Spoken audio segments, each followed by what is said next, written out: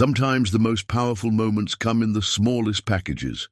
Sometimes what we think is lost forever finds its way back to us when we need it most. In the cold mountains of the southwest, Apache warrior Josiah walks alone through the snow.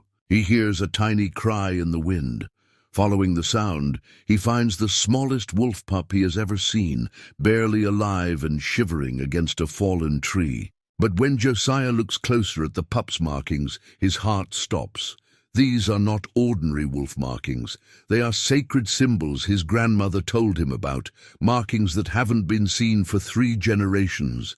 His hands shake as he realizes what this means.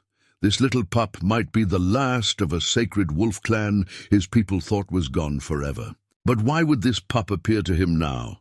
Before we jump back in, tell us where you're tuning in from, and if this story touches you, make sure you're subscribed, because tomorrow I've saved something extra special for you. The wind carried memories through the pines as Josiah cradled the tiny wolf pup against his chest, feeling its fragile heartbeat flutter like a trapped bird. 23 years he had walked these mountains alone. 23 years since he had turned his back on his people and chosen the solitude of the high country over the complications of tribal life. Yet here, in this moment, holding this impossibly small creature, he felt something stirring in his chest that he had thought long dead. His cabin sat nestled in a grove of ancient ponderosa pines, smoke rising from the stone chimney into the crisp morning air. The structure was solid, built with his own hands from timber he had felled and stones he had gathered from the creek bed. It was a place of deliberate simplicity, where a man could think clearly and live according to the old ways without the noise of modern confusion. Inside, the warmth embraced them both. Josiah set the pup on a soft deerskin near the fire, watching as the tiny creature's breathing gradually steadied. The markings on its coat seemed to shimmer in the firelight. 3 silver crescents behind each ear, a white star on its forehead, and distinctive dark bands around its legs that formed patterns he had only heard described in whispered stories. From a wooden chest beneath his sleeping alcove, Josiah retrieved his grandmother's medicine pouch. The leather was worn smooth by countless hands, darkened by age and the oils of sacred ceremonies. Inside lay herbs she had taught him to identify as a boy: white sage for purification, cedar bark for protection, sweet grass for calling good spirits. There were also small stones, each one chosen for its particular energy, and a vial of blessed water from the sacred spring. "Grandmother," he whispered to the crackling fire, "if you are watching, give me wisdom." He mixed a small amount of the blessed water with honey and used a piece of soft leather to feed the pup drop by drop. The little creature's tongue was barely larger than his thumbnail, but it accepted the nourishment eagerly. As he worked, Josiah's mind drifted to the stories his grandmother used to tell during the long winter evenings of his childhood. "Long ago," she would say, her weathered hands weaving patterns in the air, "when the world was younger and the spirits walked openly among our people, there lived wolves who were more than wolves. They were the keepers of ancient wisdom, the guardians of sacred places, the bridge between our world and the world of spirits. The Spirit Wolf Clan, we called them, and they were marked with signs that set them apart from all other wolves." Young Josiah would lean closer to the fire, eyes wide with wonder. "What happened to them, grandmother?" "They faded as the world changed, child. As our people forgot the old ways and the sacred places were abandoned.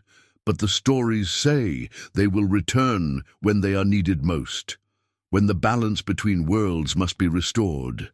Now, watching the pup's steady breathing, Josiah wondered if those childhood stories held more truth than he had ever imagined. The markings were exactly as his grandmother had described: the silver crescents that represented the phases of the moon, the white star that marked the connection to the sky spirits, the dark bands that showed the wolf's role as a bridge between earth and heaven. The sound of approaching hoofbeats broke his reverie. Through the small window, he could see a familiar figure riding up the winding trail, Benjamin Crow Feather, who ran the trading post at the base of the mountain. Behind him rode his daughter Ruby, her long black hair flowing beneath a wool cap, her eyes bright with the intelligence that had earned her a scholarship to study law at the state university. Josiah stepped outside to greet them, closing the door softly to keep the warmth in with the pup.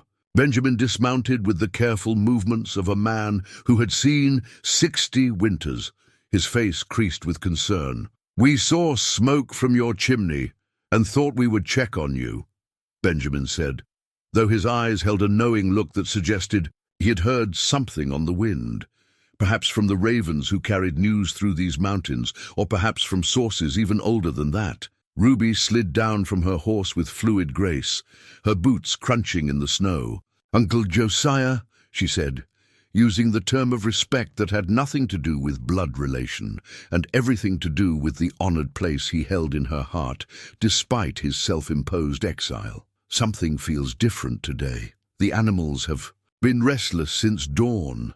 Josiah nodded slowly. Ruby had always been sensitive to the subtle currents that flowed through the natural world, a gift that would serve her well as a lawyer fighting for tribal rights, but which also connected her to older traditions. "Come inside," he said. "There is something you both need to see." When they entered the cabin, Ruby gasped softly. The pup had awakened and was sitting up near the fire, its large dark eyes alert and intelligent. The markings on its coat seemed even more pronounced now, as if the warmth and safety had allowed its true nature to emerge. Benjamin knelt slowly, his breath catching as he recognized what he was seeing. "The spirit wolf," he whispered. "After all these years." "You believe the stories too?" Josiah asked. "My grandfather was present at the last spirit wolf ceremony," Benjamin replied, his voice heavy with memory. "He told me that the elders predicted their return during a time of great need for our people. He said I would know the signs when I saw them." Ruby moved closer, extending her hand slowly toward the pup. Instead of shying away, the little creature stepped forward and touched its nose to her palm. The contact seemed to create a spark of understanding that passed between them. "There are things happening that you may not have heard about up here," Ruby said softly, her attention still focused on the pup. "The tribal council has been meeting almost daily for the past month. There are outside forces pressing to develop some of our most sacred lands. The government says old treaties give them the right, but we know those treaties were signed under deception and pressure." Josiah felt a familiar knot forming in his stomach. This was the kind of crisis that had driven him to the mountains in the first place. The seemingly impossible task of protecting their people's heritage while navigating the complexities of modern law and politics. 23 years ago, he had been a young man chosen for leadership, full of fire and certainty. A single decision, made in haste and pride, had cost lives and broken his faith in his own judgment. The guilt had driven him to seek the clarity that only solitude could provide. "Which lands?" he asked, though part of him already knew the answer. "Whispering Canyon," Benjamin said quietly, "the place where the first spirit wolf ceremonies were held, the place where, according to the stories, the last of the spirit wolf clan disappeared into the mountain itself." The pup made a soft sound, not quite a whimper, not quite a howl, but something that spoke of longing and loss. Josiah looked down at the tiny creature and saw something in its eyes that reminded him of his own reflection in the mountain streams. The weight of carrying something precious that others had forgotten or abandoned. "The tribal council needs all the help it can get," Ruby said carefully, "especially from those who understand both the old ways and the new challenges we face." Josiah was quiet for a long moment, listening to the fire crackle and the wind whisper.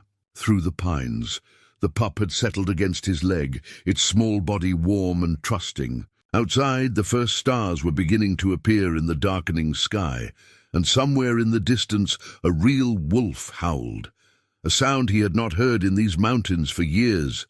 "I will think about it," he said finally, and Ruby smiled because she knew that in his careful way he had already decided. The journey down from the mountain took most of the morning, with Josiah carrying the wolf pup in a lined basket that Ruby had brought from the trading post. The little creature had grown stronger overnight, its eyes brighter and its movements more coordinated, though it still seemed impossibly fragile against the vastness of the landscape they traveled through. At the base of the mountain, where the pine forest gave way to high desert scrubland, sat the cluster of buildings that made up the heart of the reservation. Adobe houses with tin roofs, a small school, the tribal offices, and at the center of it all, the modest home where Ayanna Stillwater had lived for more than 80 years. Ayanna was the keeper of the old stories, the one person left who had learned directly from the elders, who remembered when the spirit wolves still walked among their people. Her house was filled with the artifacts of memory, beadwork and pottery,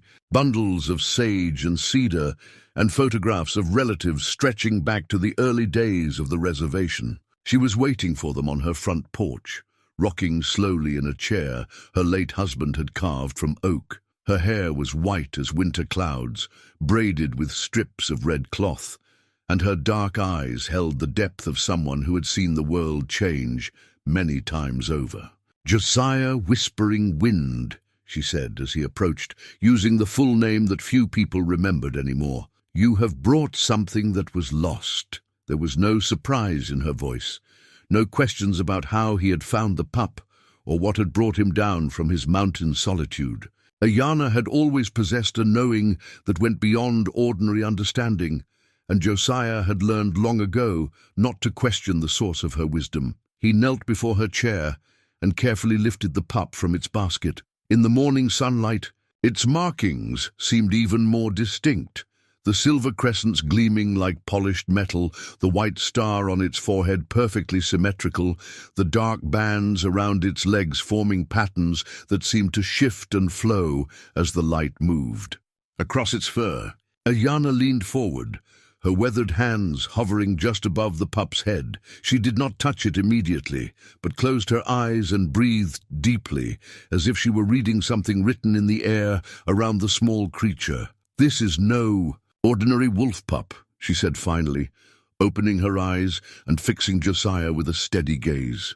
"This is Tsi Nahile, the one who carries the spirit of the ancient guardians, the last pup born to the spirit wolf clan before they withdrew from this world." Benjamin and Ruby had followed them into the yard, and now they drew closer, sensing the gravity of what was being revealed. The pup seemed to sense it too, sitting very still in Josiah's hands, its dark eyes fixed on the old woman's face. "But if this is the last of the spirit wolves," Ruby said carefully, "why has it appeared now? What does its presence mean?" Ayanna rose from her chair with surprising grace and beckoned them to follow her inside. The interior of her house was dim and cool, lit by candles, and the soft light filtering through windows covered with lace curtains. She moved to a wooden chest that sat beneath a window facing east and lifted the lid with reverent care. From within the chest, she withdrew an object wrapped in white deerskin. As she unfolded the hide, an ancient map was revealed, drawn on elk skin with pigments made from earth and plants, its surface marked with symbols and pathways that told the story of sacred places and the creatures that guarded them. "This map was drawn by my great-grandfather," Ayanna explained, spreading it carefully on her kitchen table. "He was present at the last great ceremony when the Spirit Wolf clan chose to withdraw from the visible world until the time came for their return." The map showed the entire region, from the high peaks where Josiah made his home down to the desert valleys where the reservation boundaries ran. But at its center was a place marked with special symbols, a canyon where red stone walls rose like cathedral spires toward the sky. "Whispering Canyon," Benjamin breathed, recognizing the location. "The birthplace of the first spirit wolf guardian," Ayanna confirmed. "And according to this map, the place where the last pup would be born when the time came for the clan's return." She looked at Josiah meaningfully. "You found this little one near the mouth of that canyon, did you not?" Josiah nodded slowly. He had not mentioned the exact location where he had discovered the pup, but somehow he was not surprised that Ayana knew. The prophecy speaks of a time when our sacred places would be threatened, when outside forces would seek to claim what has been protected since the beginning of memory, the old woman continued. It says that in such a time, the spirit wolf would return to choose a new guardian, someone who would stand between the sacred and the profane. Ruby leaned over the map, studying the intricate details. "Grandmother Ayana," she said, using the title of respect that acknowledged the elder's role in the community. "What exactly is happening at Whispering Canyon?" The old woman's expression grew troubled. 3 days ago, surveyors arrived with papers from the federal government. They claim that an old treaty gives them the right to assess the land for mineral and energy development. They have been measuring and testing, driving stakes into the ground and taking samples of stone and soil. Josiah felt something cold settle in his chest. Whispering Canyon was more than just a beautiful place. It was the spiritual heart of their people's connection to the land, the place where ceremonies had been held for generations beyond counting. The thought of it being strip-mined or drilled for oil made his hands clench involuntarily. "The tribal council has been meeting constantly," Benjamin added. "Some members want to fight the development through the courts, but others believe we should negotiate for the best financial deal we can get. The debate has grown heated, and there are divisions forming that could tear our community apart." The pup made a soft sound, almost like a sigh, and Josiah looked down to see it watching him with those impossibly intelligent eyes. For a moment, he felt as if the small creature was trying to communicate something important, something about duty and choice, and the weight of inherited responsibility. "According to the prophecy," Ayana said quietly, "the guardian chosen by the spirit wolf must make a journey to the sacred canyon and renew the ancient protections that have kept it safe. But such a journey requires great sacrifice, and not all who attempt it return unchanged." "What kind of sacrifice?" Ruby asked. The old woman's eyes grew distant, as if she were seeing something that existed beyond the walls of her house. "The guardian must be willing to give up everything that ties him to his individual life. His fears, his guilt, his self-imposed isolation. He must become something larger than himself, a bridge between the world of spirits and the world of men." Josiah felt the weight of those words settling on his shoulders like a heavy blanket. 23 years ago, he had failed his people because he had been too proud to listen, too certain of his own judgment to consider other perspectives. The consequences of that failure had driven him to the mountains, away from the possibility of causing more harm. But now, holding this tiny wolf pup that somehow embodied the hopes and fears of generations, he understood that running away was no longer an option. The spirits had brought this creature to him for a reason, and ignoring that calling would be a betrayal of everything his grandmother had taught him about responsibility and honor. "When does this journey need to begin?" he asked. Ayana smiled, the expression transforming her weathered face with unexpected beauty. "It has already begun," she said. "The moment you chose to carry that pup down from the mountain instead of leaving it to its fate, you started walking the path that your ancestors walked before you." The tribal council building sat at the edge of the main settlement, a low structure of adobe and timber that had been expanded several times over the decades as the community grew. Inside, the air was thick with tension and the lingering smoke of sage that had been burned during the opening prayers. Around the circular table that dominated the central room, 12 council members sat in heated discussion, their voices carrying the weight of generations who had faced similar crossroads. Josiah entered through the back door, carrying the wolf pup in a soft blanket that Ruby had woven with traditional patterns. He had not attended a council meeting in 23 years, and his presence caused a noticeable shift in the room's energy. Some members nodded respectfully, remembering the young leader he had once been. Others watched him with skepticism, wondering what had brought the mountain hermit back to tribal affairs. At the head of the table sat Marcus Strongheart, a man 10 years younger than Josiah, who had risen to prominence through his education and his ability to navigate the complex legal and political landscape that surrounded reservation life. He wore a crisp white shirt and a tie with a subtle geometric pattern, and his black hair was cut in a modern style that spoke of boardrooms and conference calls. "Josiah," Marcus said, his voice carefully neutral, "we heard you had come down from the mountain.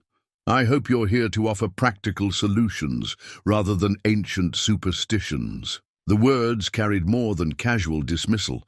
They held the accumulated frustration of a man who had spent years trying to drag his people into the modern world, only to find them clinging to traditions that seemed increasingly irrelevant. Marcus had grown up hearing the old stories, but he had also seen how those stories provided little protection against federal bureaucracy, corporate lawyers, and the relentless pressure of economic necessity. Josiah settled into an empty chair, placing the bundled pup carefully on his lap. "I'm here to listen," he said simply, "and to share what I have learned." "What you've learned?" Marcus's voice sharpened. "You've been hiding in the mountains for over 2 decades, while the rest of us have been fighting to keep this community alive. What could you possibly have to offer now?" Before Josiah could respond, the pup stirred in its blanket and poked its head into view. The sight of the small creature caused an immediate reaction around the table. Several council members leaned forward, their expressions shifting from skepticism to wonder. "Is that," began one of the older members, a woman named Janet Blackhorse, whose family had been keepers of the ceremonial traditions.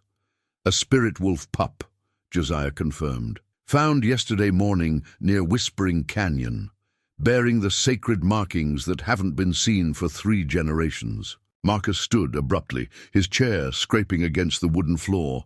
"This is exactly what I'm talking about," he said, his voice rising. "We're facing a very real legal challenge that could result in the destruction of thousands of acres of tribal land. And you want to discuss mythical wolves?" "Nothing mythical about what I can see with my own eyes," Janet replied firmly. "Those markings are exactly as my grandmother described them.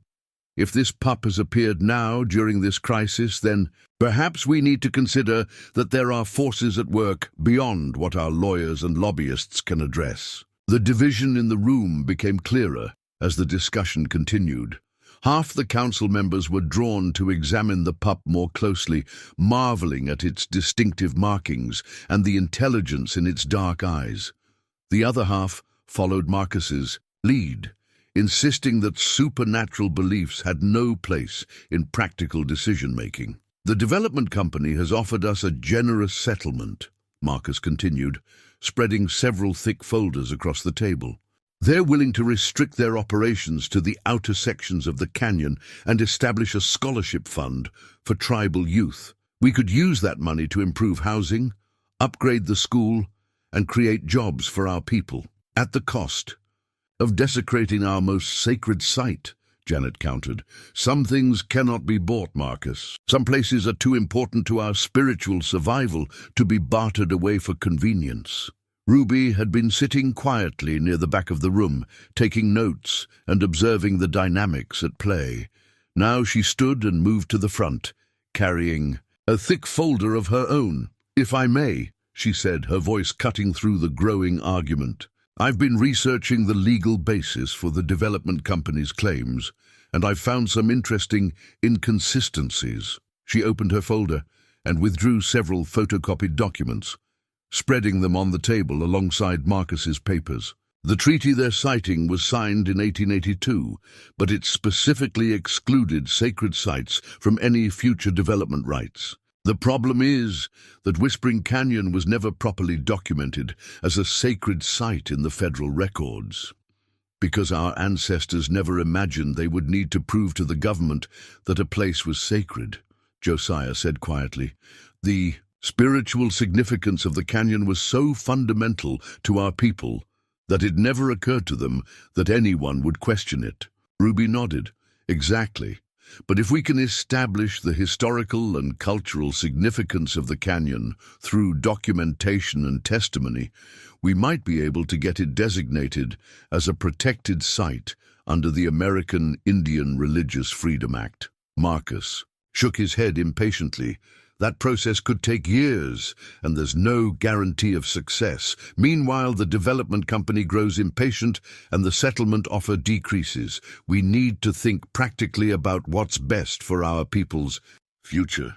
As if responding to the tension in the room, the wolf pup began to make soft sounds, not quite whimpering, but a gentle vocalization that seemed to carry an odd sense of urgency. Several council members noticed that the pup's eyes were fixed on Marcus, and its body language suggested it was trying to communicate something important. Benjamin Crow Feather, who had been listening from near the door, stepped forward. "Perhaps," he said carefully, "we should consider that both approaches might be necessary. Ruby's legal strategy gives us a path through the courts, but the spiritual significance of what Josiah has brought us might provide the strength and unity we need to see that battle through to the end." From his position near the window, Josiah could see movement outside the building. Several tribal members had gathered in the parking area, word having spread about the wolf pup's appearance. Among them were elders who remembered the old stories, young parents who wanted to preserve their heritage for their children, and teenagers who had grown up, caught between traditional ways and modern pressures. "The people are watching," Josiah observed. "Whatever we decide here will affect not just our own futures, but the faith our community has in our ability to protect what matters most to them." Marcus followed his gaze and saw the growing crowd. His expression softened slightly, revealing the weight of responsibility he carried as an elected leader. "I want to protect our heritage as much as anyone," he said. "But I also see the poverty, the unemployment, the young people leaving the reservation because there's nothing here for them. How do we balance spiritual values against practical needs?" The wolf pup stirred again, and this time it climbed out of its blanket and walked across the table toward Marcus. Instead of shying away from the man who had been dismissive of its significance, the small creature approached him directly and sat down in front of the scattered legal documents. For a moment, the room was completely silent. Then Marcus reached out slowly and touched the pup's head with one finger, his expression transforming as he felt the odd sense of connection that seemed to emanate from the tiny creature. 3 days after the council meeting, Josiah was awakened before dawn by an urgent scratching at his cabin door. The wolf pup, whom he had begun calling Spirit in private moments, was pawing at the wooden planks with unusual intensity. When Josiah opened the door, the small creature darted outside and began trotting purposefully toward the eastern ridge, pausing every few steps to look back and ensure he was following. The morning air carried the scent of coming snow, and the sky was heavy, with clouds that seemed to press down on the mountain peaks. Josiah dressed quickly and followed the pup's lead, carrying his grandfather's obsidian arrowhead in his pocket, a talisman that had been passed down through 5 generations and was said to provide protection during spiritual journeys. Spirit led him along a game trail that wound through stands of aspen and pine, climbing steadily toward a section of the mountain that Josiah had rarely explored in his years of solitude. The pup moved with surprising sure-footedness for such a young creature, its small paws finding secure footing on loose stones and fallen logs. After an hour of climbing, they reached a wall of red sandstone that rose nearly vertical from the forest floor. At first glance, it appeared to be an impassable barrier, but Spirit trotted directly to a narrow cleft that was partially hidden behind a screen of juniper bushes. The opening was just wide enough for a person to squeeze through sideways. Beyond the cleft lay a hidden canyon that took Josiah's breath away. The walls soared upward for hundreds of feet, carved into fantastic shapes by wind and water over countless centuries. Along the base of the cliffs, ancient petroglyphs covered the stone surfaces, images of wolves, eagles, human figures with outstretched arms, and symbols that seemed to tell stories in a language older than memory. Spirit trotted directly to the center of the canyon, where a natural pool reflected the cloudy sky like a mirror. Around the pool's edge, someone had arranged stones in patterns that clearly marked this as a sacred place. Not recently, but so long ago that many of the stones had sunk partially into the earth. As Josiah approached the pool, he noticed that the petroglyphs nearest to the water were different from the others. These showed wolves with the same distinctive markings that Spirit carried: the silver crescents, the white star, the dark bands. And among the wolf figures were human shapes that seemed to be dancing or celebrating, their arms raised towards symbols that represented the sun, moon, and stars. Spirit sat beside the pool and made a soft sound that might have been contentment or recognition. For several minutes they remained there in silence, while Josiah tried to absorb the significance of what he was seeing. This was clearly an ancient ceremonial site, possibly the original location where the first spirit wolf ceremonies had been performed. The sound of approaching footsteps echoed off the canyon walls, and Josiah turned to see Ruby climbing through the cleft with a canvas bag slung over her shoulder. She moved carefully but confidently, as if she had visited this place before. "The pup led you here too?" she asked, settling beside them at the pool's edge. "You've been here before?" Josiah observed. "My grandmother brought me here when I was 12, Ruby replied. "She said it was important for me to see the old places, to understand that our history isn't just in books and museums. It's carved into the living rock of our homeland." She opened her bag and withdrew a thermos of coffee and several thick folders. "I've been coming back regularly to document the petroglyphs and research their historical significance." She spread one of the folders open, revealing detailed photographs and sketches of the canyon's rock art. "What I've discovered is that this site predates anything else we know about in the region. Some of these symbols are unlike anything found elsewhere, as if this was a place where unique spiritual practices developed." Spirit left the poolside and began walking among the petroglyphs, pausing before certain images as if studying them. Josiah noticed that the pup seemed particularly drawn to a section of the wall, where wolf and human figures appeared to be merged or transforming into one another. "There's something else," Ruby said, her voice taking on a note of urgency. "Yesterday, I received word from contacts in the federal courthouse. The development company isn't just planning to mine the outer sections of Whispering Canyon. They've filed for permits to conduct seismic testing throughout the entire area. That kind of testing uses controlled explosions that could damage or destroy sites like this one." Josiah felt anger building in his chest, but it was a different kind of anger than he had known in his youth. Deeper, more patient, connected to something larger than his personal feelings. "How long do we have? The permits could be approved within 2 weeks, if no one challenges them legally. But mounting a legal challenge requires evidence of the area's cultural and historical significance, evidence that most people don't know exists." Spirit had stopped before a particular petroglyph that showed a large wolf figure surrounded by smaller ones. As Josiah moved closer to examine it, he realized that the central wolf bore the same markings as the pup. But there was something else in the image that made his breath catch. Human handprints pressed into the stone around the wolf, as if people had been laying hands on the image in blessing or supplication. "Ruby," he said quietly, "how many people know about this place?" "Very few," she replied. "My grandmother swore me to secrecy, saying the location should only be shared with those who would protect it. I've never brought anyone else here until now." The implications of that statement settled between them.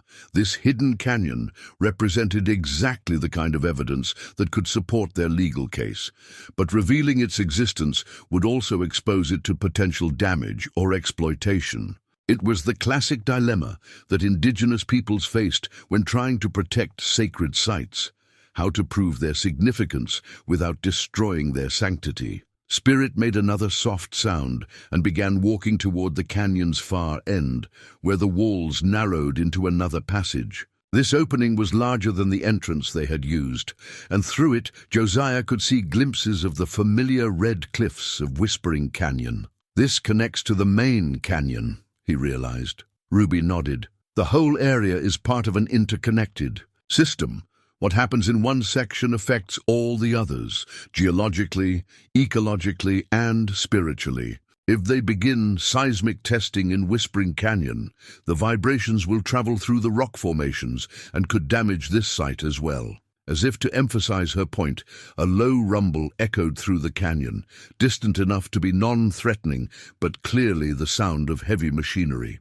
Someone was already working in the area, despite the permits not yet being finalized. Spirit's ears pricked up at the sound, and the pup's body language shifted from curious exploration to alert tension. The small creature looked directly at Josiah, and once again he had the distinct impression that it was trying to communicate something urgent and important, a sense that time was running short and action needed to be taken soon. By the time they returned to the trading post, word had spread throughout the reservation about Josiah's discovery of the hidden canyon. Benjamin's store had become an impromptu gathering place where tribal members came to share information, debate strategies, and catch glimpses of the wolf pup that had sparked such intense interest. Inside the store, the atmosphere was electric with possibility and concern. Elders sat in folding chairs near the wood stove, speaking in low voices about prophecies and signs. Younger adults clustered around Ruby's photographs of the petroglyphs, marveling at the detailed images of their ancestors' spiritual practices. Children pressed their faces against the windows, hoping to see the famous spirit wolf pup that had become the center of so much adult conversation. Josiah carried Spirit in a specially designed basket that allowed the pup to see out while remaining secure. As they moved through the crowd, he noticed how people's expressions changed when they saw the small creature. Skepticism giving way to wonder, cynicism melting into something that looked very much like hope. Near the back of the store, Ayana sat at a small table with several objects arranged before her. Bundles of sage and sweetgrass, a collection of smooth stones, and most significantly, a carved wolf figurine made from crystal that seemed to glow with inner light. The figurine was ancient, its surface worn smooth by countless hands, and when Josiah approached with Spirit, the pup began making excited sounds and reaching toward the carving. "This was found in the hidden canyon many years ago," Ayana explained, allowing Spirit to sniff the crystal wolf. "My great-grandfather discovered it during a vision quest, buried beneath the sacred pool. He believed it was left there by the last spirit wolf guardian as a sign for those who would come after." The moment Spirit touched the figurine with its small nose, something extraordinary happened. The crystal seemed to pulse with soft light, and for a brief instant everyone in the store could swear they heard the distant sound of wolves howling, not threatening but welcoming, as if a pack was calling its lost member home. Ruby had been documenting the petroglyphs when the phenomenon occurred, and she looked up from her notes with excitement. "The symbols in the canyon," she said urgently. "Some of them match the patterns on the figurine exactly. If we can establish the connection between this artifact and the rock art, we'll have physical evidence of the site's historical significance dating back centuries." Marcus Strongheart entered the store at that moment, his expression grim.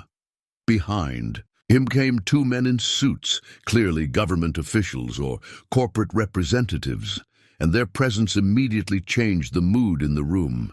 Conversations stopped, and several people moved protectively closer to where Josiah sat with Spirit. "We need to talk," Marcus said, his voice carrying the weight of unwelcome news. "These gentlemen are from the Bureau of Land Management, and they have some information about the development timeline." The older of the two officials, a gray-haired man with tired eyes, stepped forward. "I'm sorry to interrupt what appears to be a community gathering," he said, his tone genuinely apologetic. "But I wanted to deliver this news personally rather than through official channels. The development company has accelerated their schedule. Seismic testing is set to begin in Whispering Canyon tomorrow morning. A murmur of alarm ran through the crowd. Ruby stood quickly, her research scattered across the table. Tomorrow? But the permits haven't been finalized. We were told we had at least 2 weeks to prepare our response. The second official, younger and more officious, consulted his clipboard. The permits were fast-tracked due to what the company claims are urgent geological concerns about ground stability. They've convinced the relevant authorities that any delay could pose safety risks to their equipment and personnel. Benjamin moved to the front of the group, his weathered face serious. What kind of safety risks require blasting holes in sacred ground? I understand your concerns, the older official replied, but the legal framework is clear.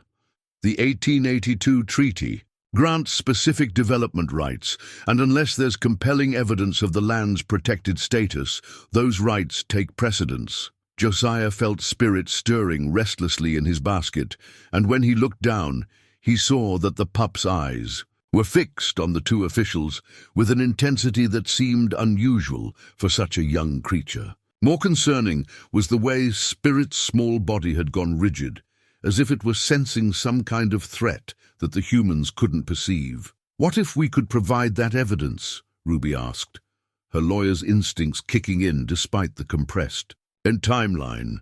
Historical documentation, archaeological significance, spiritual importance to the tribal community. The younger official shook his head dismissively. At this point, you would need a federal court order to halt the testing, and that requires evidence that would stand up under legal scrutiny. Folklore and oral traditions, while culturally important, don't typically meet the standards required for emergency injunctions. It was then that Ayanna stood up, moving with the deliberate grace that marked her as someone accustomed to speaking with authority. In her hands, she held the crystal wolf figurine, and as she approached the officials, the carving seemed to catch and amplify the light in the room. This artifact was found in a hidden canyon that connects directly to Whispering Canyon, she said calmly. It predates any European contact with this region and represents archaeological evidence of sustained indigenous use of the area for spiritual purposes. The older official looked interested despite himself. May I examine it? As Ayanna handed him the figurine, Spirit suddenly began making urgent sounds, not distressed, but clearly trying to communicate something important. The pup climbed out of its basket and walked directly to the official's feet, sitting down and looking up at him with those remarkably intelligent eyes. Extraordinary, the man murmured, studying the crystal carving. The craftsmanship is definitely pre-contact, and if this was found in association with rock art or other archaeological features. He looked at Ruby. Do you have documentation of the discovery site? Detailed photographs, GPS coordinates, and comparative analysis with other regional petroglyphs? Ruby replied quickly.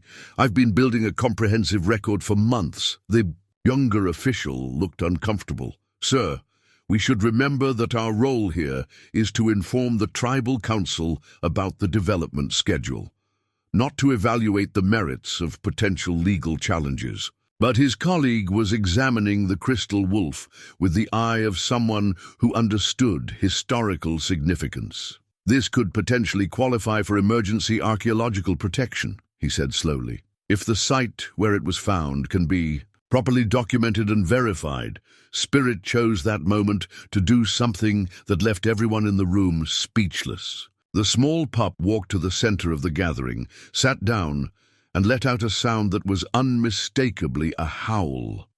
Not the high yip of a puppy, but a clear, resonant call that seemed to echo with the voices of generations of wolves who had come before. As the sound faded, the silence in the room was profound. Even the skeptical younger official was staring at Spirit with something approaching awe, while the older man carefully set down the crystal figurine and knelt to get a better look at the remarkable creature. The emergency tribal council meeting was called for that evening, held in the community center to accommodate the crowd of concerned tribal members who wanted to witness the proceedings. The building buzzed with nervous energy as people filed, in many carrying signs they had hastily made expressing support for protecting Whispering Canyon. Josiah arrived early, carrying spirit and a worn leather bundle that contained his grandfather's spirit drum. The instrument was old beyond memory. Its hide stretched over a frame of sacred cedar and painted with symbols that matched some of the petroglyphs Ruby had documented. He had not used the drum in 23 years, but something told him that tonight it would be needed. Marcus sat at the head table with the two federal officials, a stack of legal documents spread before him. His expression was conflicted, caught between his responsibility to protect tribal interests and his belief that pragmatic compromise was their best strategy. Beside him, Ruby had arranged her research materials with the precision of someone preparing for the most important presentation of her career. As the meeting began, the divisions within the community became immediately apparent. About half the room supported Marcus's position that they should negotiate the best possible deal with the development company, while the other half backed Josiah's emerging leadership in the fight to preserve the sacred sites entirely. The situation has changed dramatically in the past 24 hours, Marcus began, his voice carrying over the murmur of conversation. What started as a discussion about long-term development rights has become an immediate crisis requiring urgent decisions. Ruby stood to present her findings about the hidden canyon and its archaeological significance. As she spoke, projecting photographs of the petroglyphs onto a portable screen, the room grew increasingly quiet. Even those who had been skeptical about the spiritual aspects of the debate could see the undeniable historical importance of what she had documented. The site represents potentially thousands of years of continuous indigenous use, she explained. The rock art includes symbols and imagery that are unique to this location, suggesting that it held special significance for multiple generations of our ancestors. The older federal official, who had introduced himself as Dr. Harrison from the BLM's Cultural Resources Division, nodded approvingly as he reviewed Ruby's documentation. This level of archaeological evidence would normally trigger automatic protection protocols, he said. However, the expedited timeline creates complications in terms of proper procedures. From the back of the room, a voice called out, "What about the prophecy? What about the fact that the spirit wolf has returned exactly when our most sacred places are threatened?" Marcus's jaw tightened. "We can't base legal strategies on spiritual beliefs," he said firmly. "Courts deal in facts and evidence, not legends and folklore." It was then that Ayanna stood up, carrying the crystal wolf figurine and moving toward the front of the room with steady purpose. "May I speak?" she asked, and the authority in her voice was such that even Marcus nodded respectfully. "My great-grandfather was present when the last spirit wolf ceremony was performed," she began, her words carrying clearly through the packed room. "Before the clan withdrew from the visible world, they made a pact with our people. They would return when the sacred places were in greatest danger, and they would choose a guardian to stand between the profane and the sacred." She held up the crystal figurine, and in the fluorescent lights of the community center, it seemed to glow with inner fire. This artifact was left as a sign, a way for future generations to recognize when the time had come. The fact that it has revealed itself now, at this moment of crisis, cannot be dismissed as coincidence. Spirit, who had been resting quietly in Josiah's lap, suddenly became alert and began making soft sounds. The pup climbed down and walked directly to where Ayanna stood, sitting beside her and looking out at the assembled crowd with those remarkably intelligent eyes. "Furthermore," Ayanna continued, "the guardian chosen by the spirit wolf carries a sacred responsibility that transcends legal documents and development permits. According to our oldest traditions, Such a guardian has the authority to speak for the land itself, to make decisions that protect not just our immediate community, but the spiritual balance of the entire region. The room was completely silent now, everyone focused on the elderly woman and the small wolf pup that sat beside her like a living symbol of everything they were fighting to preserve. Dr. Harrison cleared his throat carefully. "Mrs. Stillwater, while I have great respect for your cultural traditions, I need to focus on what can be accomplished within the existing legal framework. The archaeological evidence Miss Ruby has presented is compelling, but implementing protective measures requires following specific procedures that take time." "How much time?" Ruby asked. "Under normal circumstances, at least 30 days for a preliminary assessment, followed by additional time for full documentation and review. But given the immediate threat to the site, we might be able to expedite the process to 2 weeks, assuming we can demonstrate clear and present danger to irreplaceable cultural resources." Marcus leaned forward, "And in the meantime, the development company continues with their testing schedule. Unless we can obtain a federal court injunction," Dr. Harrison confirmed, "which requires evidence that would convince a judge that the potential damage outweighs the economic and legal rights of the development company." A voice from the audience called out, "What if the Guardian himself testified about the site's importance?" All eyes turned to Josiah, who had been listening quietly while Spirit dozed in his lap. He felt the weight of expectation pressing down on him, the same weight he had carried 23 years ago when his people had looked to him for leadership. The difference now was that he understood the true nature of that weight, and he was no longer trying to carry it alone. "The spirits have given us everything we need," he said finally, standing with Spirit cradled in his arms. "Ruby has provided the documentation that proves the site's historical significance. Ayana has shared the spiritual context that explains why it must be protected. And this little one," he looked down at Spirit, who was watching him with those dark, knowing eyes, "has reminded us that some connections are stronger than any human law or corporate interest."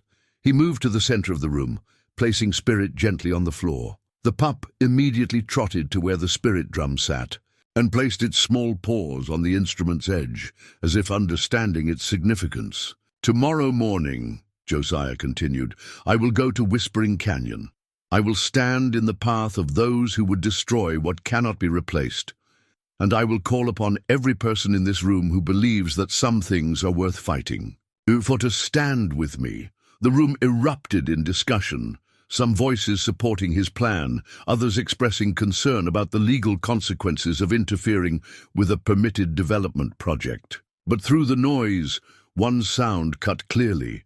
Spirit had begun to howl again, its voice somehow amplified by the spirit drum's resonance, creating a sound that seemed to reach beyond the walls of the building and call to something ancient and powerful that still moved through the mountains. The blood moon rose over the mountains like a crimson eye, casting an otherworldly light across the landscape as Josiah made his way to the hidden canyon. He carried Spirit in a traditional cradleboard that Ayana had woven specifically for this night, its patterns incorporating symbols from the ancient petroglyphs. Around his neck hung a silver pendant containing a stone that had belonged to his grandmother, a piece of meteorite that was said to glow during lunar eclipses and connect the wearer to the spirit world. As they climbed the familiar trail, Josiah noticed that Spirit was unusually restless, making soft sounds and shifting position frequently. The pup's eyes seemed brighter than normal, reflecting the strange red light of the moon with an intensity that made them appear to glow from within. When they reached the hidden canyon, the transformation that awaited them was beyond anything Josiah could have imagined. The pool at the center of the sacred space was perfectly still, reflecting the blood moon like a mirror made of liquid fire. But it was the petroglyphs that took his breath away. In the strange light they seemed to move and shift, as if the ancient artists had painted with pigments that responded to celestial events. Spirit climbed out of the cradleboard and walked directly to the pool's edge. As the pup approached the water, its reflection began to change. Instead of a small wolf puppy, the image in the pool showed a magnificent adult wolf with silver-tipped fur and eyes that held the wisdom of ages. The reflection turned to look directly at Josiah, and in that moment he understood that he was witnessing something far more significant than he had ever realized. The pendant around his neck began to warm, then glow with soft blue light that complemented the moon's red radiance. As the light intensified, memories that were not his own began flowing through his consciousness. Images of ceremonies performed in this very place, of wolves and humans working together to maintain the balance between the physical and spiritual worlds, of a covenant made long ago between his ancestors and the guardians of the sacred sites. "You remember now," said a voice that seemed to come from everywhere and nowhere at once. Josiah turned to see that Spirit had undergone a remarkable transformation. While still physically the same small pup, the creature now radiated a presence that was clearly ancient and powerful. Its eyes held depths that spoke of lifetimes of experience, and when it spoke, for it was definitely speaking, though not with words that could be heard with ordinary ears, its voice carried the authority of someone who had walked between worlds. "For countless generations, I am the last guardian of the Spirit Wolf clan," the being continued, its mental voice resonating in Josiah's mind. "But I am also the first, reborn in this form to complete a cycle that began before your people's ancestors. Ever set foot in these mountains?" The pendant's glow intensified, and suddenly Josiah could see his own reflection in the sacred pool. But like Spirit's image, his own had changed. Instead of the weathered face of a middle-aged man carrying the weight of old guilt, he saw someone, younger, stronger, marked with the same silver crescents and dark bands that adorned Spirit's coat. The realization hit him like a physical blow. "You and I are bound across lifetimes," Spirit explained. "In each generation, when the sacred places face their greatest threat, we return, wolf and human, guardian and protector, two parts of a single purpose. Your grandmother knew, though she never spoke of it directly. Ayana knows, though she has waited for you to discover the truth yourself. The guilt I've carried," Josiah said aloud, his voice echoing off the canyon walls. "The people who died because of my decisions were part of the price that guardians have always paid," Spirit interrupted gently. "Leadership requires sacrifice, and sometimes that sacrifice includes bearing the weight of necessary losses. But that was then, and this is now. We have been given another chance to fulfill our purpose." As if to emphasize the Spirit's words, the meteorite pendant began pulsing with rhythmic light, and Josiah felt a presence that he recognized from childhood dreams. His grandmother's spirit, standing beside the pool with her hand outstretched toward him. "The developers are not acting alone," she said, her voice carrying the same otherworldly quality as Spirit's communication. "They serve forces that have opposed the sacred places for generations, corporate entities that harvest spiritual energy for purposes that would horrify those who understand the true nature of what they're doing." The revelation sent a chill through Josiah that had nothing to do with the night air. "Marcus," he said, understanding flooding through him. "He's been manipulated." "Not just manipulated," his grandmother's spirit replied. "The development company has been feeding him information designed to make their offer seem like the only rational choice. They've been studying our people for months, learning our weaknesses and divisions, then exploiting them to gain access to what they really want." Spirit padded closer to the pool's edge, and as the small creature approached the water, ripples began spreading outward despite the absence of any wind. In those ripples, images formed. Corporate boardrooms where men in expensive suits discussed the energy potential of sacred sites. Maps marked with locations throughout the Southwest where similar projects were planned, and most disturbing of all, sealed containers filled with soil and stone samples taken from desecrated burial grounds. They're not mining for minerals, Josiah realized. They're harvesting spiritual energy itself. The sacred places hold power that accumulates over generations of ceremony and reverence, his grandmother explained. In the right hands, that power can heal and protect. In the wrong hands, it can be commodified and sold to those who would use it for dominance and control. The blood moon reached its zenith, and as its light intensified, spirit began to grow. Not physically, the pup remained the same size, but its spiritual presence expanded until it seemed to fill the entire canyon. Around the pool, the petroglyphs began to glow with their own inner light, and Josiah could see that they formed a complex pattern that extended beyond what was visible on the surface rock. The ancient covenant must be renewed, Spirit said, its voice now carrying harmonics that suggested it spoke for an entire pack of spirit wolves. But renewal requires sacrifice. The guardian pair must willingly surrender their individual existence to become eternal protectors of the sacred sites. Josiah felt his grandmother's presence growing stronger, and when he turned toward her, he could see that she too was transforming, becoming younger, more vibrant, marked with the same silver crescents that had appeared on his reflection. He was a guardian too, she said, smiling with the joy of long-awaited revelation, as was your grandfather, though he chose a different path when the time came for renewal. His choice left the protection incomplete, which is why the sacred places remained vulnerable to this current threat. If I accept this calling, Josiah said, looking from his grandmother's spirit to the transformed spirit wolf, what happens to the people I would leave behind? What happens to Ruby and Benjamin, to the tribal council, to all those who are counting on me to lead them through this crisis? You would not leave them, Spirit replied. You would become their eternal guardian, able to appear when they need guidance, to protect the sacred places from any future threat, to ensure that the spiritual balance is maintained for generations to come. The pendant around Josiah's neck had grown so bright that it illuminated the entire canyon with blue-white radiance. In that light, he could see the truth of what was being offered, not death, but transformation into something larger and more permanent than any individual life could be. And Marcus, he asked, what about his betrayal? Marcus believes he is protecting your people by making the best deal possible with forces he doesn't understand, his grandmother replied. His betrayal comes from ignorance, not malice.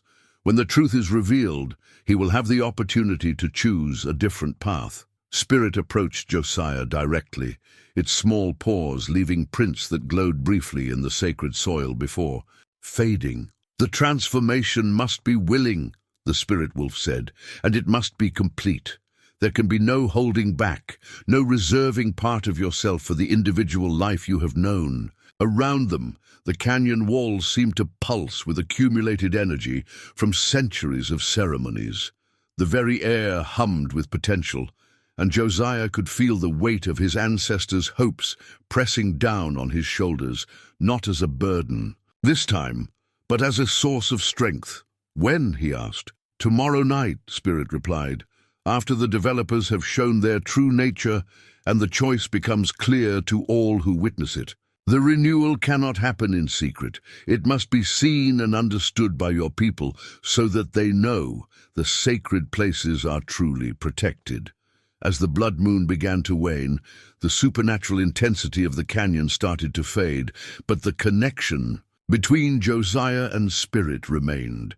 Looking down at the small pup that now carried such immense spiritual significance, Josiah felt a peace that he had not experienced since childhood, the peace that comes from finally understanding one's true purpose. We should return, he said. Tomorrow will bring challenges that will test everyone's faith in what we're fighting to preserve. Spirit nodded, returning to its normal puppy behavior, but retaining something in its eyes that spoke of the magnificent transformation they had both witnessed. As they made their way back down the mountain trail, Josiah carried with him not just the wolf pup, but the knowledge that he was no longer walking this path alone. Dawn broke grey and cold over Whispering Canyon. the air thick with the diesel exhaust of heavy machinery that had arrived during the night. From his position on the ridge overlooking the sacred site, Josiah could see the full scope of what they were facing. Seismic testing equipment, drilling rigs, and a temporary command center staffed by technicians who moved with the efficient precision of people who had done this kind of work many times before. Spirit sat beside him, no longer the helpless pup he had found just days ago, but a creature that radiated quiet confidence and purpose. The transformation from the previous night had left its mark. While still physically small, the wolf now moved with the fluid grace of an adult predator and watched the activity below with eyes that missed nothing. Behind them, a steady stream of tribal members had been arriving since before sunrise. Ruby had coordinated the gathering through phone calls and social media, organizing what she carefully called a peaceful witness to the testing procedures. The crowd now numbered more than 100 people, from elders who remembered the old stories to young families who wanted to show their children what they were fighting to preserve. Benjamin had brought supplies, coffee and food to sustain the vigil, folding chairs for the elders, and camping equipment in case the demonstration stretched beyond a single day. More importantly, he had brought his knowledge of the land itself, pointing out to anyone who would listen the subtle signs that showed how the canyon's ecosystem would be disrupted by the planned testing. "Look there," he said to a group of teenagers who had driven up from the high school. "See how the stream flows around those particular rocks? That's been the same path for probably 1,000 years. Those vibrations they're planning to set off will shift the underground geology and change the water flow permanently." Ayana had positioned herself near the mouth of the canyon, in a spot where she could see both the development activity and the growing crowd of protesters. In her lap, she held the spirit drum, its painted symbols seeming to dance in the shifting light.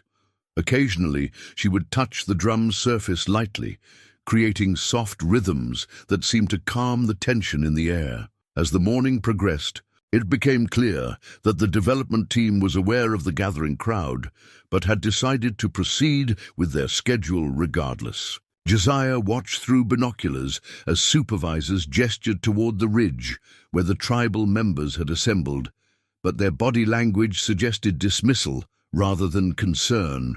Around 10 o'clock, a convoy of vehicles arrived at the canyon floor, expensive SUVs that looked out of place among the industrial equipment.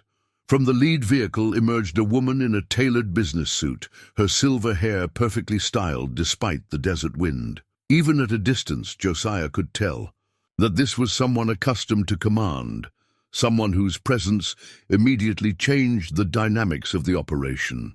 "Corporate executives," Ruby observed, joining him with her camera and notepad. "They've come to watch the opening ceremony personally." More troubling was the arrival of Marcus Strongheart in one of the corporate vehicles, stepping out beside the silver-haired woman with an expression that mixed defiance and uncertainty. It was clear that he had committed himself to the development company's vision, but seeing the crowd of his own people gathered in opposition was obviously weighing on his conscience. "He's been promised something," Josiah said quietly. "Something he believes will benefit the tribe enough to justify what's happening here." Spirit made a soft sound, not distress, but something that might have been agreement or understanding. The pup's eyes were fixed on the corporate group below, and Josiah had the distinct impression that the spirit wolf was assessing threats and planning responses with the tactical instincts of a predator. By noon, the first seismic charges had been placed along the canyon floor. The process was methodical and precise. Holes drilled into the sacred ground, explosives lowered into place, monitoring equipment arranged to capture every vibration that would result from the controlled detonations. To the technicians, it was simply another job. To the people watching from the ridge, it felt like witnessing the desecration of a cathedral. Ruby had been documenting everything, taking photographs and recording video that would support their legal challenges. But as she worked, her expression grew increasingly troubled. "There's something wrong with their pattern," she said, showing Josiah her images on the camera's display screen. "Look at where they're placing the charges. It's not random. They're targeting specific locations that correspond to the most significant petroglyphs and ceremonial sites." Josiah studied the photographs, comparing them to his memory of the canyon's layout. Ruby was right.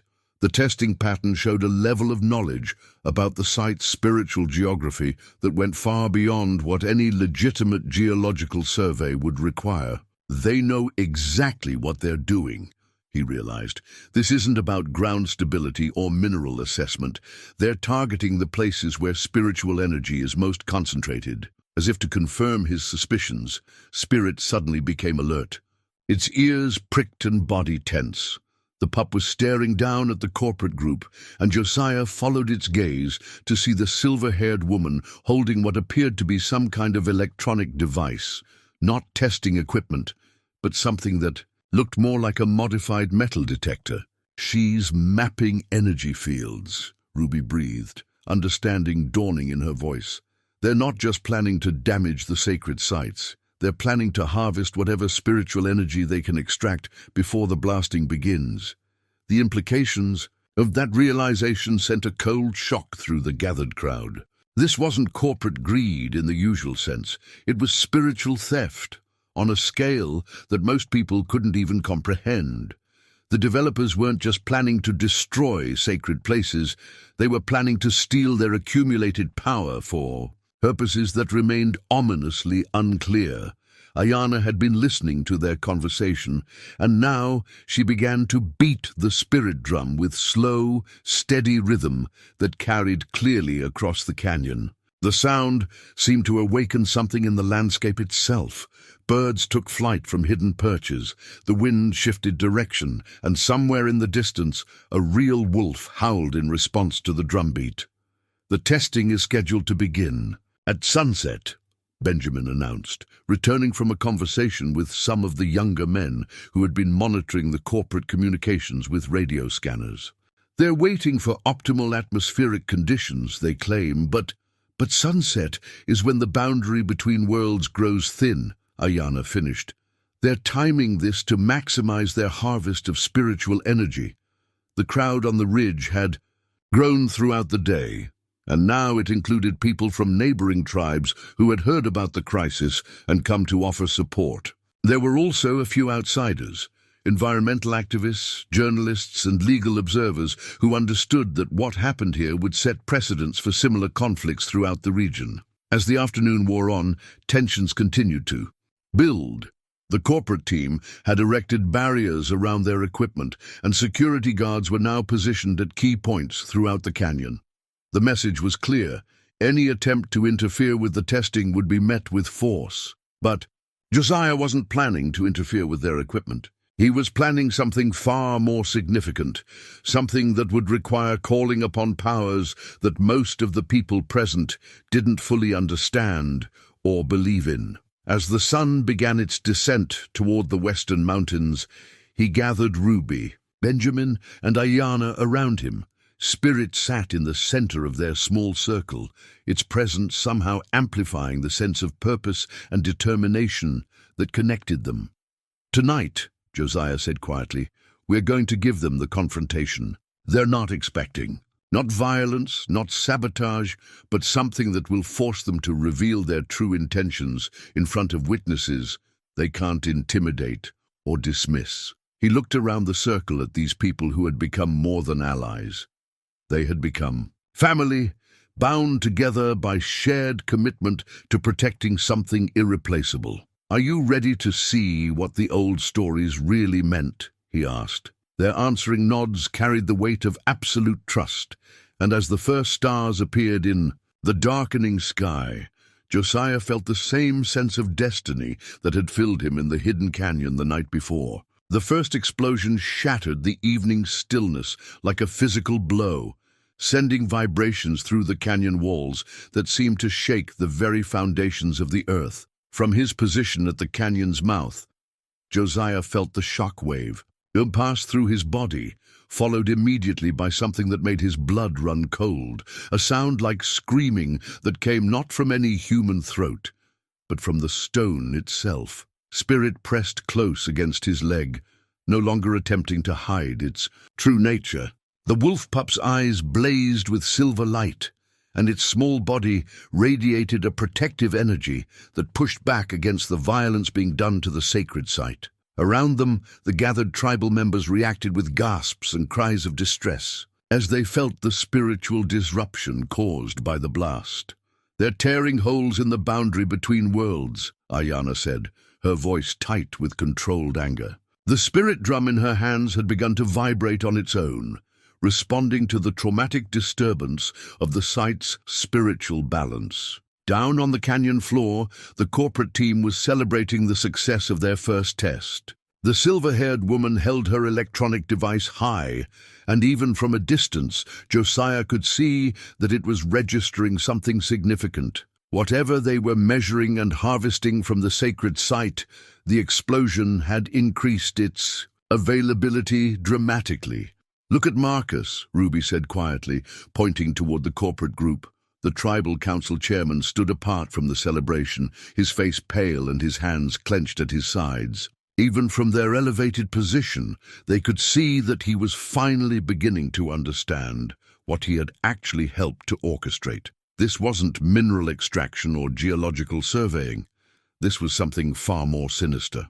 The second explosion came without warning, this one larger and more precisely targeted. It struck the section of the canyon where some of the oldest petroglyphs were carved into the rock face, and the sound that followed was even more disturbing than before.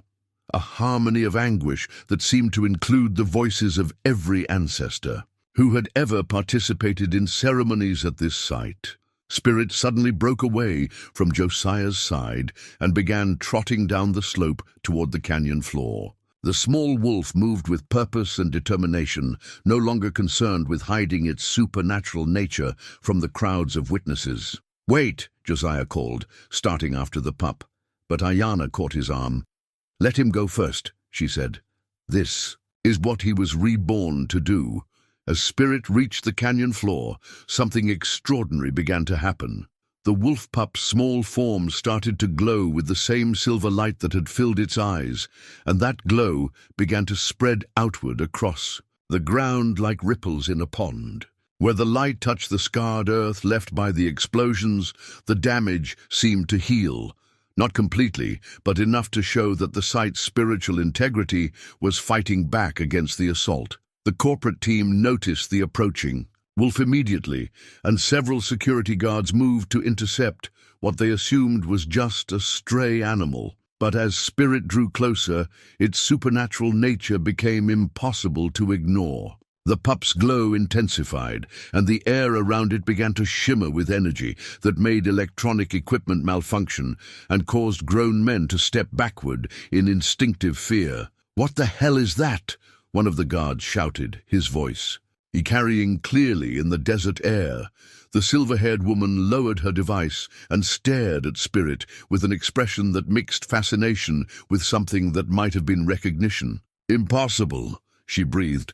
"The readings indicate, but that's just folklore, just primitive superstition." Marcus Strongheart stepped forward, his face transforming as he finally understood what he was looking at. "The spirit wolf," he said, his voice filled with awe and growing horror at his own role in the night's events. "Dear God, what have we done?" Spirit positioned itself directly between the corporate team and the section of canyon where the next explosion was scheduled to occur. The small creature sat calmly in the middle of the target zone, its silver glow spreading outward to encompass the ancient petroglyphs and ceremonial sites that surrounded it. "Sir," one of the technicians called to his supervisor, "all our equipment is going haywire.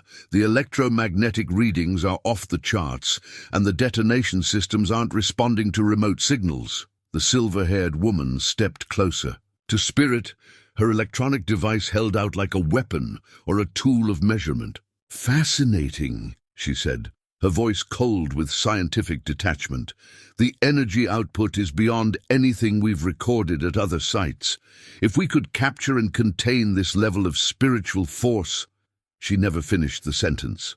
Spirit looked directly at her, and in that moment of eye contact, the woman's device exploded in her hands, sending sparks and smoke across the canyon floor. More significantly, the expression on her face changed from calculating greed to genuine terror, as she realized she was dealing with forces that her corporate masters had never adequately prepared her to face. From the ridge above, Josiah felt the pull of destiny drawing him down toward the confrontation. The time for watching and planning had ended. The moment had come for him to step forward and claim his role as Spirit's guardian and protector of the sacred places. But as he started down the slope, he carried with him the knowledge that whatever happened next would transform not just his own life, but the spiritual landscape of the entire region for generations to come. As Josiah reached the canyon floor, the confrontation between worlds became fully manifest. Spirit had grown, not physically, but spiritually, until its presence filled the entire sacred space with silver radiance that made the corporate team's equipment spark and fail. Around the small wolf, the air itself seemed to thicken with accumulated power from generations of ceremonies and reverence. The silver-haired woman backed away from her destroyed device, her carefully controlled corporate demeanor cracking to reveal something approaching panic. "This isn't possible," she kept repeating. The energy readings were supposed to be contained, manageable, profitable. Marcus stepped between her and Spirit, his face reflecting the full weight of what he had helped to unleash. "You never told me," he said, his voice shaking with anger and betrayal. "You said this was about economic development, about creating opportunities for our people. You never said you were planning to steal our ancestors' spirits." "Don't be ridiculous," the woman snapped, trying to regain her composure. "We're harvesting naturally occurring electromagnetic phenomena for legitimate scientific research. Your primitive interpretations of these forces—" Her words were cut off as Spirit let out a howl that seemed to come from the throat of every wolf that had ever lived. The sound echoed off the canyon walls and was answered by howls from the surrounding mountains, real wolves responding to their spiritual ancestors' call with voices that carried across miles of wilderness. Josiah felt the meteorite pendant around his neck grow warm, then hot, as it responded to the supernatural energy filling the canyon. When he looked down at Spirit, he saw that the small wolf was watching him, with eyes that held infinite patience and unmistakable invitation. "The time has come," Spirit's voice echoed in his mind. "The renewal cannot wait any longer." Around them, the corporate team was in chaos. Security guards who had been trained to handle protesters and environmental activists found themselves facing something far beyond their experience or understanding. Equipment that had cost millions of dollars was failing. The detonation systems refused to respond to commands, and the very air seemed to resist their presence. But it was the arrival of the tribal members from the ridge that transformed the scene from confrontation to ceremony. Led by Ayana with her spirit drum, they came down into the canyon singing the old songs, their voices weaving together in harmonies that had not been heard in this place for generations. Ruby documented everything with her camera, but she was also participating in something that transcended any legal case or environmental protest. This was about the fundamental relationship between people and the land they considered sacred, about connections that existed beyond any corporate understanding of value or ownership. At the center of the gathering circle, Josiah knelt beside Spirit and felt the truth of his destiny settling into his bones like coming home after a long journey. The pendant around his neck was glowing so brightly now that it illuminated the entire canyon, and in that light, the ancient petroglyphs seemed to come alive, telling the story of the original covenant between human and spirit guardians. "You have to choose," Spirit said, its mental voice now clearly audible to everyone present. individual life or eternal guardianship, personal desires or sacred duty, the old world that is dying or the new balance that must be born. The silver-haired woman made one last desperate attempt to salvage her mission, pulling out a backup device and trying to approach the glowing circle where Josiah and Spirit sat, surrounded by the singing tribal members. But as she stepped closer, Marcus blocked her path. "No," he said firmly, "I've been a fool, but I'm not a traitor. Whatever you're really after here, it ends now. You have no idea what forces you're interfering with," she hissed. "The economic potential alone. Some things are worth more than money," Marcus replied, and in that simple statement he reclaimed his role as a protector of his people rather than a negotiator with their destroyers. Josiah felt Spirit's small body begin to change, growing larger and more luminous as the transformation that had been building for days finally reached its culmination. But this time, he was part of the change, his own consciousness expanding and merging with the wolf's ancient wisdom, his individual identity dissolving into something larger and more permanent. The singing reached a crescendo as the two guardians became one eternal protector, their combined essence spreading outward to encompass not just Whispering Canyon, but all the sacred sites throughout the region. The corporate teams remaining. Equipment exploded in showers of sparks. Their vehicles refused to start, and the woman who had orchestrated the spiritual theft found herself facing the choice between fleeing on foot or remaining to face the consequences of what she had attempted. As the transformation completed itself, the dawn broke over mountains that were no longer defenseless against those who would exploit their spiritual significance. The ancient covenant had been renewed, and the sacred places would be protected by guardians who could never again be bought, intimidated, or driven away. 6 months later, Ruby stood at the edge of Whispering Canyon, holding a ceremonial blanket woven with wolf fur and eagle feathers, a gift from the tribal council to commemorate the protection of the sacred sites. The development company had abandoned their operations entirely after the night when their equipment mysteriously failed and their corporate executives fled the canyon on foot, leaving behind only scattered reports of electromagnetic anomalies that no scientific instrument could adequately explain. The legal victory that followed had been surprisingly straightforward. Ruby's documentation of the archaeological sites, combined with testimony from tribal elders about the spiritual significance of the area, had resulted in federal protection status for the entire canyon system. More importantly, the case had established legal precedents that were being used to protect indigenous sacred sites throughout the Southwest. Benjamin's trading post had become an official cultural center, with visitors from around the world coming to learn about Apache traditions and the remarkable story of the spirit wolf's return. The building had been expanded to include a museum, displaying artifacts like Ayana's crystal wolf figurine and historical photographs of the petroglyphs. But the real draw was the chance to hear the elders tell the old stories in their original context. Marcus Strongheart had undergone his own transformation in the months since the confrontation. His experience of witnessing corporate spiritual theft had radicalized his approach to tribal leadership, and he now worked closely with Ruby to identify and protect other sacred sites before they could be threatened. The guilt he carried for his initial collaboration with the development company had become a driving force for positive change.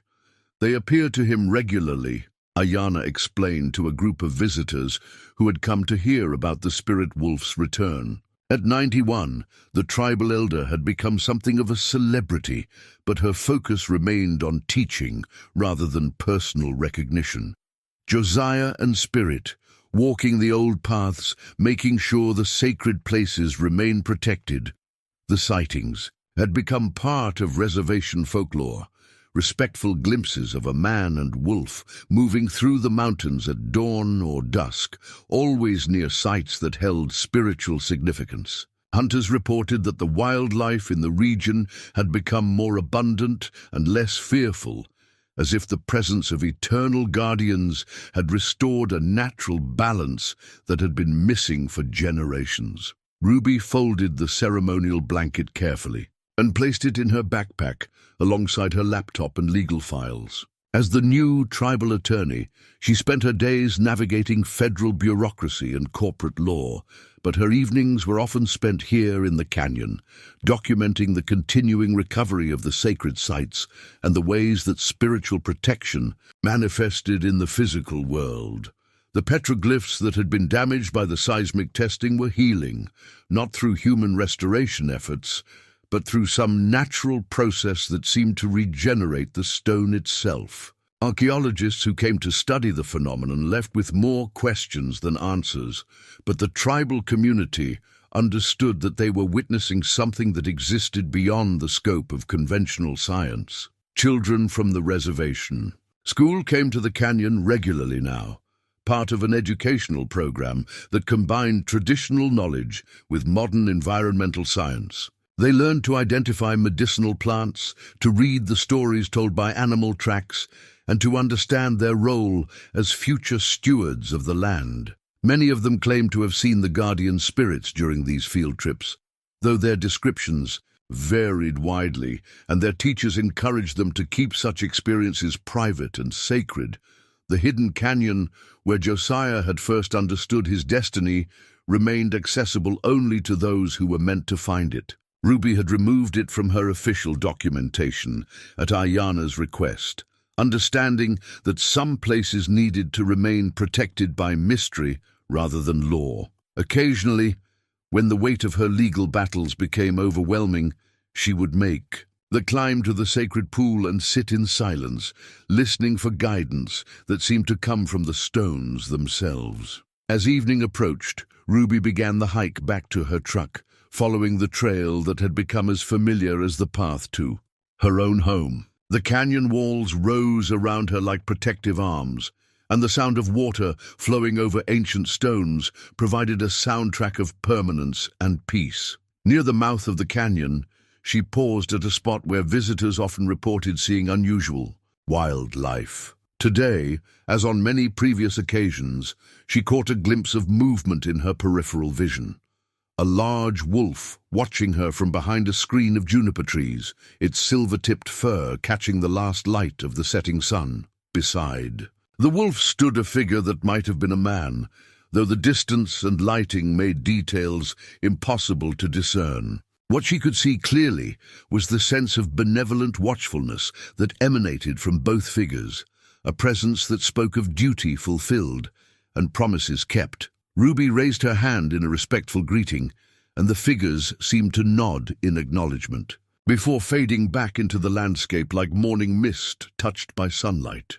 She continued to her truck with the profound satisfaction that came from knowing that the sacred places would be protected not just by legal documents and federal regulations, but by guardians whose commitment transcended any human limitation. As she drove back toward the reservation, the first stars appeared in the darkening sky, and somewhere in the distance a wolf howled, a sound that spoke not of loneliness or loss, but of home and belonging, and the eternal nature of love that bridges all worlds. The smallest wolf pup that had ever been seen begging for help had found not just rescue, but transformation into something that would protect countless others for generations to come. The circle was complete, the balance restored, and the sacred places would endure as long as the mountains themselves stood watch over the desert valleys where the Apache people continued to live, according to the wisdom of their ancestors.